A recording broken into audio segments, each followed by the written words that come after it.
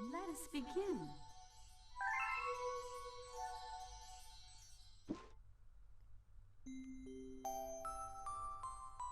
Chapter 1. The Celestial Duo. Our story begins a very, very long time ago with a young girl. One day, this girl spotted a rusted spaceship holding a small star child.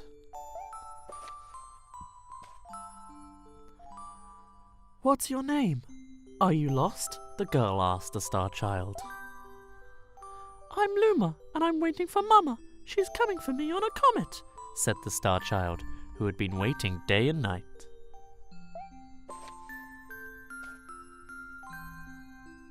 "Don't worry, I'll wait with you," the little girl promised Luma.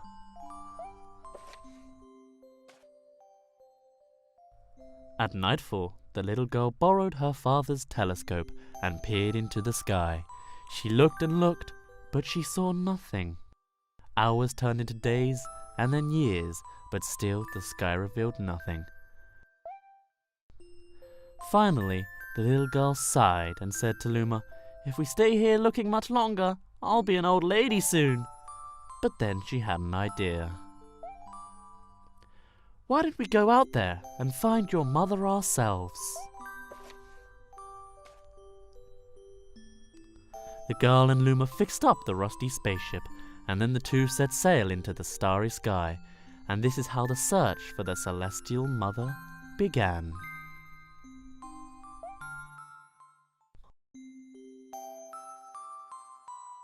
Chapter 2. Starbits.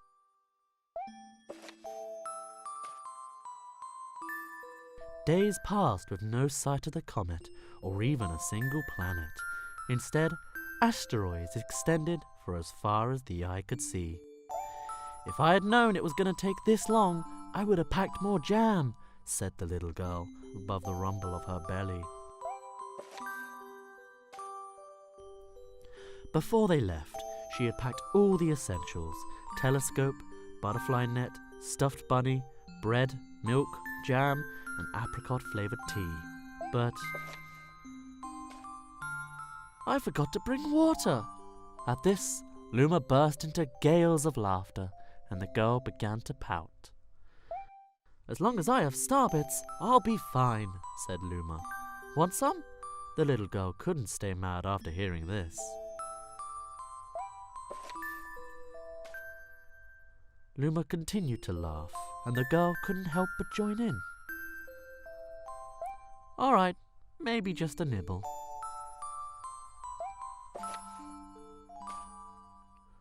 Leaning far out of the ship, the pair began to collect starbits with the girl's net. They almost fell out a few times, but they kept on collecting. The starbits tasted like honey.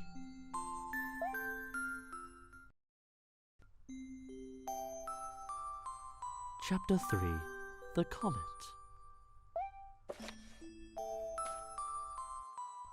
A beam of light pierced through the ship's window. Thinking it was the morning sun, the girl peered through the window, only to find a turquoise-blue comet shimmering at her. The little girl shook the sleeping Luma awake and shouted excitedly, "We have to get that comet!" The pair descended onto the comet and found that it was made of ice. They looked high and low, but Luma's mother was nowhere to be found. Exhausted, the little girl sat down with a flop, utterly unable to take another step. Look! Peering down at the icy ground where Luma was pointing, the girl suddenly noticed clusters of starbits encased in the ice. "Pretty good, huh? Finding starbits is my specialty," said Luma, beaming. "There's ice here, but it's so warm. I'll bet there's water here too." The two decided to stay on the comet for a while. Riding the turquoise comet, the pair continued their search for Luma's mother. Chapter 4. The Dream. One night, the girl dreamed about her own mother. "Where are you going?" she asked her mother's retreating back. Without turning, her mother replied, "Don't fret, dearest. I'm not going anywhere. I'm always watching over you, like the sun in the day and the moon in the night."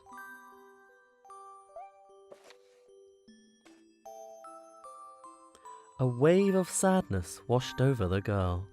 What about when it rains, and I can't see the sun or the moon? Her mother thought for a moment before responding.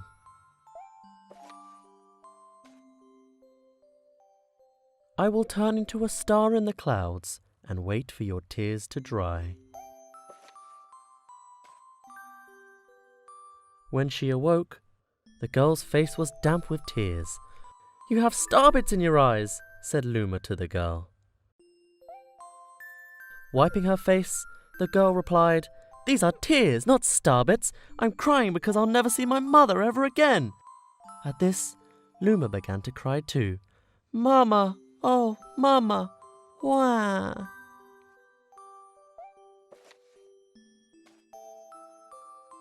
The pair travelled through the starry skies, and though they encountered many other comets, not one of them held Luma's mother. Luma was despondent. Now, Luma, the rain clouds won't go away if you keep crying," the girl said, giving Luma a squeeze. "I'll give you a present if you stop." The girl closed her eyes and said gently, "I'll take care of you." With these words, she felt a small spark in her heart.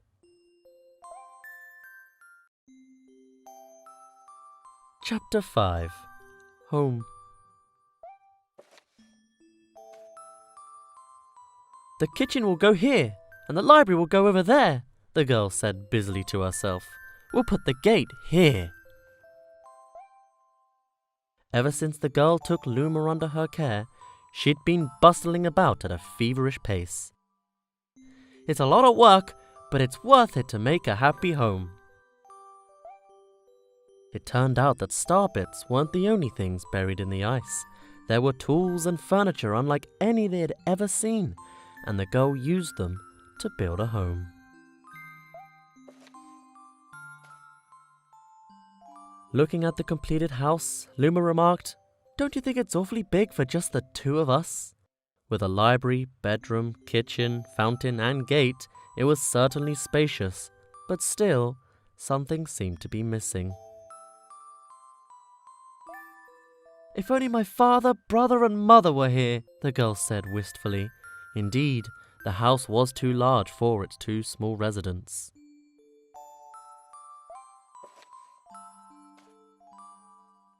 That night, clutching her favorite stuffed bunny close to her heart, the girl fell asleep in the starship.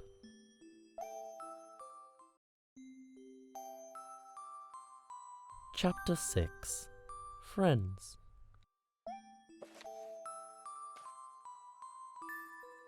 Then one day, while the girl sat sipping tea, a tiny apricot-colored planet appeared on the horizon. From the planet, another Luma of the same color emerged. "Do you two know each other?" the girl asked the two Lumas gleefully. Despite the girl's excitement, they seemed uneasy.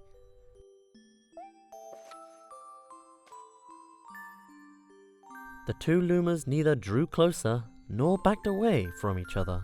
Instead, they just stared. Then one Luma broke the silence. "My mama." At once, the apricot Luma parroted back, "My mama, my mama! My mama, my mama!" The two Lumas began to dance around the girl frantically, and neither showed any sign of stopping. The girl was so charmed by this adorable scene that she couldn't help but laugh. And that's when something very strange happened. Suddenly, more Lumas began to pop up out from the apricot planet. They were different colors, but they all shouted the same thing. "My mama, my mama!" The sight of all the shouting Lumas only made the girl laugh harder. "What am I going to do with all these children?" The Lumas just stared blankly as she doubled over laughing. "I guess we'll have to name each and every one of you." Tomorrow, once she had finished naming them all, she would begin moving all the Lumas into the new house.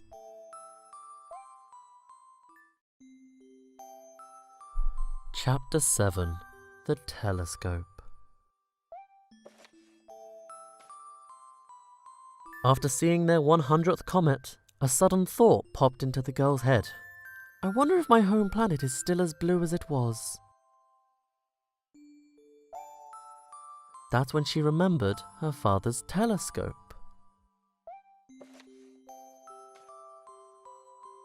Peeking into the telescope, a tiny blue dot floated into sight. It was smaller than a starbit. How strange! It's so far away, but it feels so close.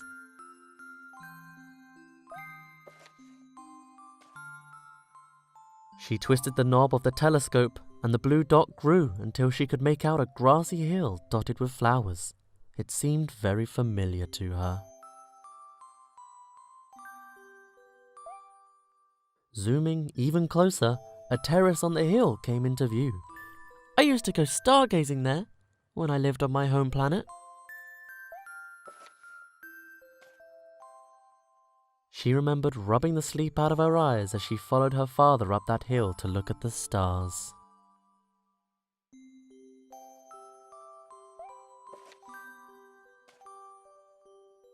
She remembered how she and her brother would sled down that hill.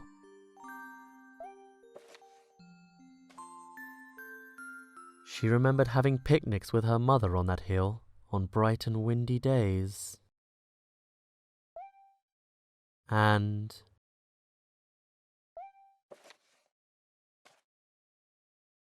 I want to go home. I want to go home right now. The girl burst into tears, and the Lumas didn't know what to do. I want to go home. I want to go back to my house by the hill. I want to see my mother. The girl was shouting now, her face wet with tears. But I know she's not there. I knew all along that she wasn't out there in the sky. Because...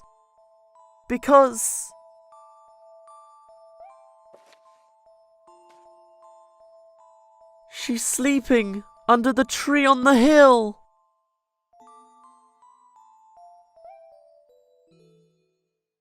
The girl's cries echoed through the stars, and a hush fell over the area. Chapter 8. The Wish.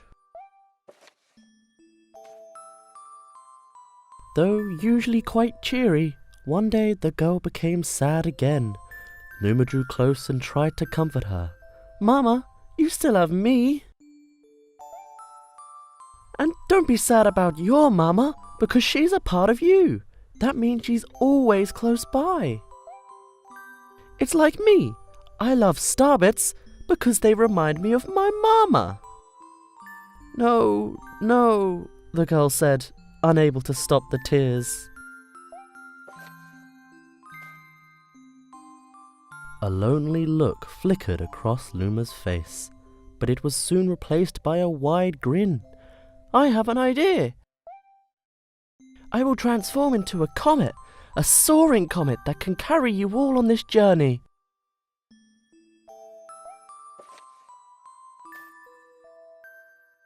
With that, Luma, trailing bands of white, soared high into the sky, and just as quickly started to plummet back down. Kaboom! Kablam! The ground shook, and a bright light poured out of the crater that the Luma had created.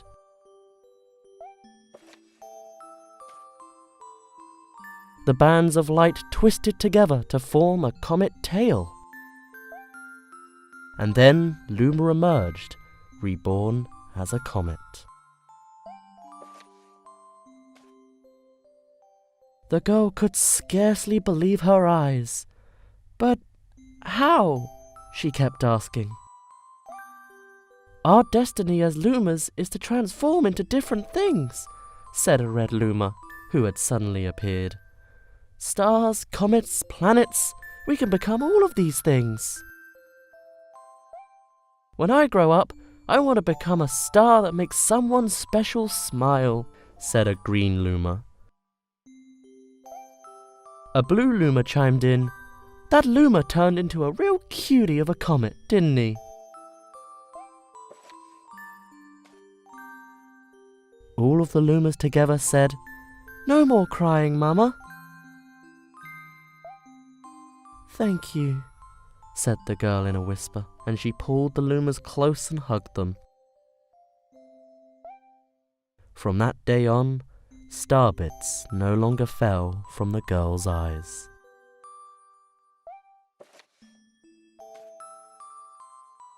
The comet set forth for the girl's home planet, its long tail blazing proudly behind it.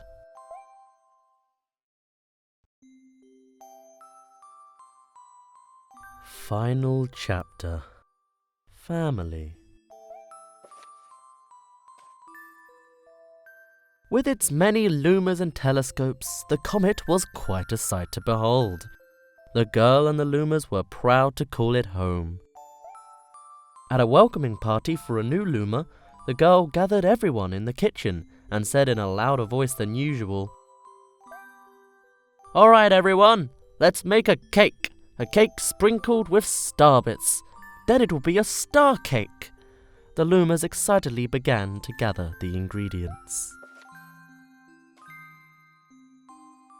As she watched the lumas scurry about, the girl smiled and thought to herself, "This is my family now, and I will stay with them until they're ready to leave the nest. And when they do leave, I'll see them off with a smile. Because that's what makes a mother happiest."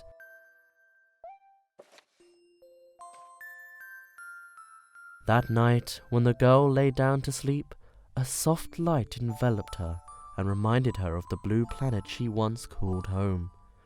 But it would be nice to return home once every 100 years to nap in my favorite sleeping nook.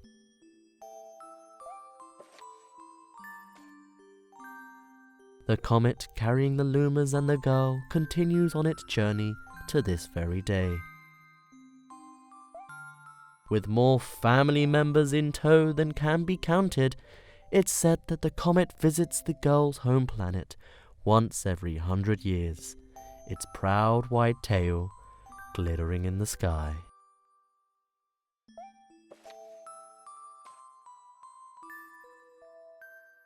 The end. That's all.